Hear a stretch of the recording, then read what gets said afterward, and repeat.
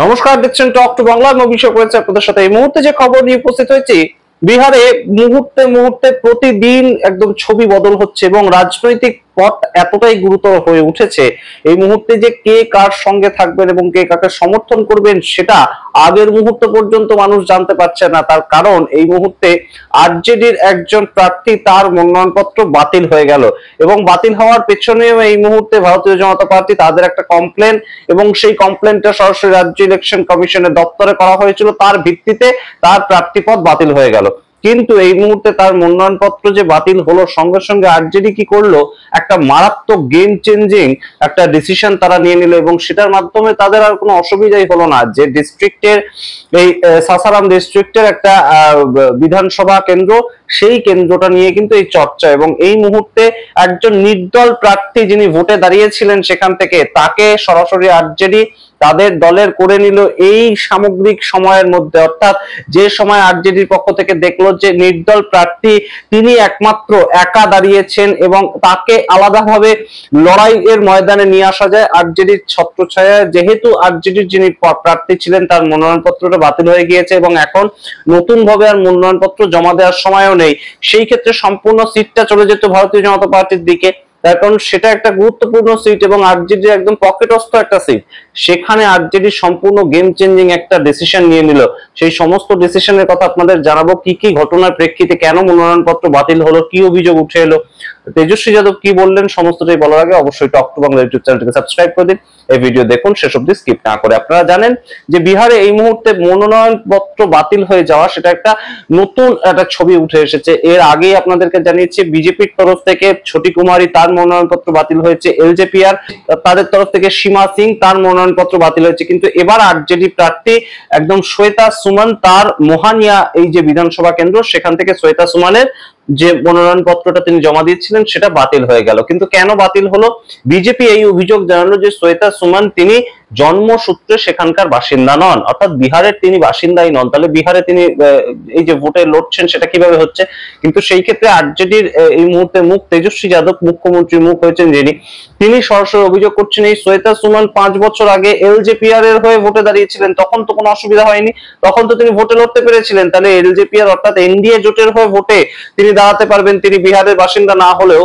কিন্তু যখন আরজেডির হয়ে তিনি ভোটে দাঁড়াবেন তখন তিনি আর ভোটে লড়তে পারবেন না। এটা কোন জায়গার নিয়ম?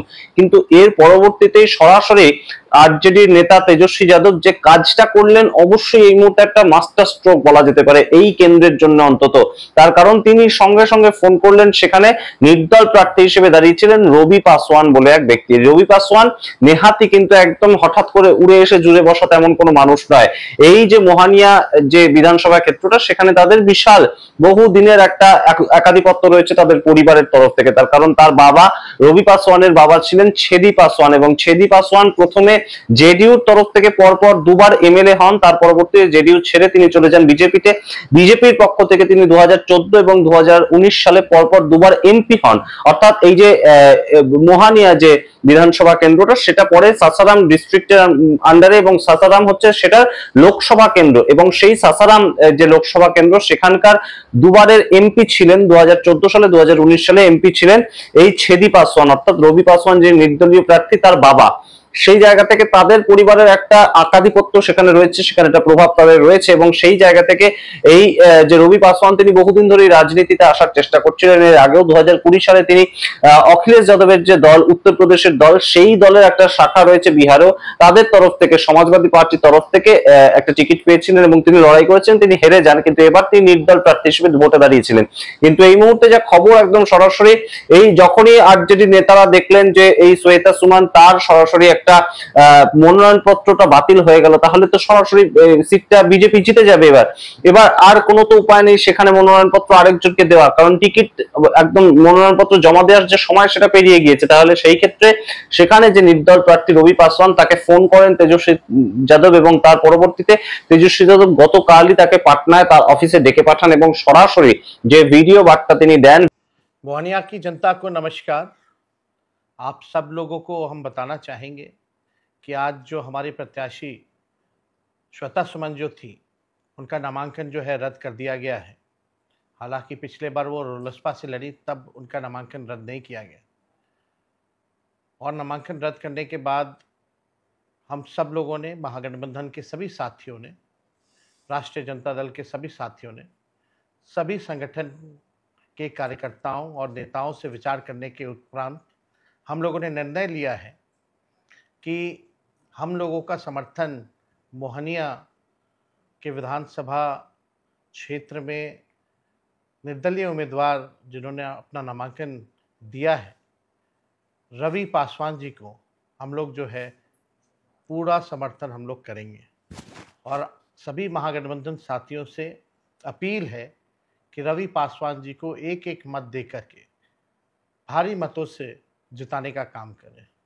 और हमारे साथ अभी रवि पासवान जी भी साथ में हैं, हम चाहेंगे कि वो भी अपनी बातों को आप लोगों के समक्ष रखें।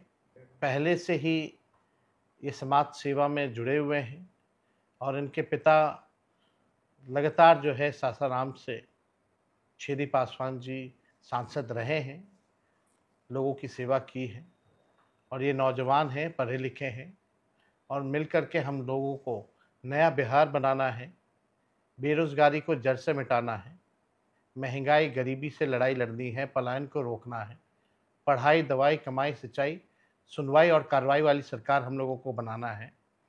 मुझे खुशी है कि सभी पार्टी के नेताओं ने, कार्यकर्ताओं ने और ख़ास तौर पे आदरणीय लालू जी ने निर्णय लिया है कि रवि पासवान जी को हम लोगों का पूरा समर्थन होगा। और मुझे पूरा विश्वास है सासाराम की जनता पर कि जिन लोगों ने धोखा दिया, पार्टी से गद्दारी की, उनको सबक सिखाएंगे और रवि पासवान जी को अपना प्रतिनिधि बना करके, विधायक बना करके विधानसभा भेजेंगे। আরজেডির সমর্থিত নির্দলীয় প্রার্থী রবি পাসওয়ান হচ্ছে তাদের প্রার্থী, অর্থাৎ আরজেডি কে যারা ভোট দিত তারা যেন রবি পাসওয়ানকে ভোট দেয়। ঠিক যেমন ভাবে পূর্ণিয়া থেকে পপ্পু যাদব হচ্ছে নির্দল প্রার্থী, কিন্তু কংগ্রেস সমর্থিত নির্দল প্রার্থী, সেই হিসাবেই তিনি ইন্ডিপেন্ডেন্ট একজন এমপি হিসেবে আইএনডিআই এর জোটকে সাপোর্ট করেন। ঠিক তেমন ভাবে রবি পাসওয়ান থাকবেন এবং অবশ্যই একটা হাড্ডাহাড্ডি লড়াই হবে, কিন্তু সেই লড়াইটা অ্যাটলিস্ট হচ্ছে তো। অর্থাৎ এই যে ইন্ডিয়া জোট সম্পূর্ণ তাদের তরফ থেকে কোনো প্রার্থী আর দাঁড় করাতে পারতো না সেখানে, যেহেতু সেখান থেকে আরজেডি তাদের প্রার্থী দাঁড় করেছিল শ্বেতা সুমনকে এবং তিনি ইউপির বাসিন্দা হওয়ার দরুন তিনি বিহারে ভোট লড়তে পারলেন না, যেটা নির্বাচন কমিশন একদম সরাসরি কারণ দেখিয়েছে। এবং তার পরবর্তীতে শ্বেতা সুমন গতকাল দুপুরবেলায় সেখান থেকে কাঁদতে কাঁদতে বেরিয়ে এসেছে নির্বাচন কমিশনের দপ্তর থেকে, সেই ছবিও বেরিয়ে এসেছে। কিন্তু এই মুহূর্তে যে ডিসিশন চেঞ্জিং একটা ঘটনা ঘটে গেল, এই মুহূর্তে সামগ্রিকভাবে আরজেডির তরফ থেকে রবি পাসওয়ান তিনি দাঁড়াচ্ছেন। এবং আরেকটা বিষয় এখানে উঠে আসছে, রবি পাসওয়ান যেহেতু পাসওয়ান পরিবারের একজন মানুষ, সেহেতু তার কিন্তু একটা আলাদা জনসমর্থন থাকবেই। অর্থাৎ তিনি নিজে যে ভোটটা পেতেন, তিনি নিজেও তো ভোটে যখন দাঁড়িয়েছিলেন তাদের একাধিপত্য রয়েছে, তিনি ছেদি পাসওয়ানের ছেলে, তাদের নিজেরও একটা পাসওয়ান সম্প্রদায়ের যে ভোট সেটা তিনি পেতেন। অর্থাৎ অতি পিছিয়ে পড়া মানুষ, যে রামবিলাস পাসওয়ান যে দল তৈরি করেছিলেন সেখানকার একটা একাধিপত্য, সেই একাধিপত্যটা কিন্তু অবশ্যই রবি পাসওয়ান নিজেও পাবেন এবং তার সঙ্গে আরজেডির যেটা ভোট সেটাও তিনি পাবেন। এবং অবশ্যই এই যে মোহানিয়া যে জায়গাটা, বিধানসভা ক্ষেত্রটা, সম্পূর্ণ বিধানসভা ক্ষেত্রটা সেটা শুধুমাত্র একটা ভোট হতে চলেছে গ্রামীণ এলাকার উপর ভিত্তি করে। সম্পূর্ণ জায়গাটা গ্রামীণ এলাকা এবং শুধু গ্রামীণ এলাকা নয়, তার সঙ্গে সম্পূর্ণ যে ভোটার, তার অধিকাংশ ভোটার সেখানকার এসসি ভোটার, অর্থাৎ শিডিউল কাস্ট ভোটার, এবং তারা রবি পাসওয়ানকে ভোট দেবেন সেটাই কিন্তু এই মুহূর্তে একটা ছবি উঠে আসছে। এবং রবি পাসওয়ান নিজেও তার যে একাধিপত্য রয়েছে সেটা অবশ্যই সামনে উঠে আসবে, অনেকেই তেমন মনে করছেন। আরজেডি নেতা তেজস্বী যাদব এই সম্বন্ধে গতকাল কি ভিডিও শেয়ার করেছেন আপনারা দেখুন এবং আপনারা বিচার করুন যে এই মুহূর্তে বিহারের রাজনীতিতে কি একটা নতুন ট্রেন্ড এটাই হতে চলেছে যে যদি কোনো পার্টি তাদের তরফ থেকে প্রত্যেকটা নমিনেশন কেন্দ্রে এমন কোন প্রার্থী তার যদি নমিনেশন ফাইল বাতিল হয়ে যায়, তার যদি মনোনয়নপত্রটা বাতিল হয়ে যায়, তাহলে একটা ব্যাকআপ নির্দল প্রার্থী তাদের নিয়ে চলতে হবে। অর্থাৎ যে ঘটনাটা ঘটালেন তেজস্বী যাদব, সেটা কি আগের থেকে প্রি প্ল্যান ছিল? এই বিষয়টাও কিন্তু অনেকে মনে করছেন, যদিও অনেকেই মনে করছেন যে ডামি নির্দল প্রার্থী দেওয়া সেটা একটা স্বাভাবিক ঘটনা, কিন্তু একদম তাকে ভোটের বাজারে ভোট যখন আর কয়েকদিন মাত্র বাকি আছে, 6 নভেম্বর ভোট, তার আগে 23 নভেম্বর আমরা আজকে দাঁড়িয়ে আছি, 22 নভেম্বর তাকে ডেকে পাঠানো এবং তাকে সম্পূর্ণ আরজেডির সমর্থন জানানো, এই বিষয়টা একদমই নতুন। ড্যামি ভোটার দেওয়া সেটা অনেক ক্ষেত্রেই হয়ে থাকে বিভিন্ন পার্টির পক্ষ থেকে, কিন্তু এই যে একটা নতুন ট্রেন্ড আরজেডি নেতা তেজস্বী যাদব শুরু করলেন, সেটা অবশ্যই এই মুহূর্তে একটা বিরল ঘটনা এবং রাজনীতিতে সেটা ফলো হতে পারে কি তেমন কি একটা প্রভাব দেখা যেতে পারে বিভিন্ন ক্ষেত্রে। আরজেডি মতন এই মুহূর্তে চিরাগ পাসওয়ান তিনিও কি সীমা সিং যে সিট থেকে সরে যেতে হয়েছে, তাকে মনোনয়নপত্র তার বাতিল হয়ে গিয়েছে বলে, কিংবা এই যে ছোটি কুমারী তাকে যে বিজেপি থেকে সরে যেতে হয়েছে একটা সিট থেকে, সেই জায়গাগুলোকে এই জামি ভোটার তারাও কি যোগাযোগ করবেন তাদের সঙ্গে? তারা কি বিজেপি সমর্থিত নির্দল প্রার্থী বা এলজেপিআর সমর্থিত নির্দল প্রার্থী এই খেলাটা তারা খেলবেন? তবে এই মুহূর্তে অবশ্যই এই যে মোহানিয়া সিটটাতে আরজেডি কিন্তু একটা বড় সড়ো গেম চেঞ্জিং একটা ডিসিশন নিল, তেমনই অনেকে মনে করছেন। আপনারা কি মনে করেন? কমেন্ট বক্সে কমেন্ট করুন। দেখতে থাকুন টক টু বাংলা। অবশ্যই টক টু বাংলার প্রত্যেকটি ভিডিও লাইক করুন, কমেন্ট করুন, শেয়ার করুন এবং অবশ্যই টক টু বাংলা ইউটিউব চ্যানেলকে সাবস্ক্রাইব করে দিন। ধন্যবাদ।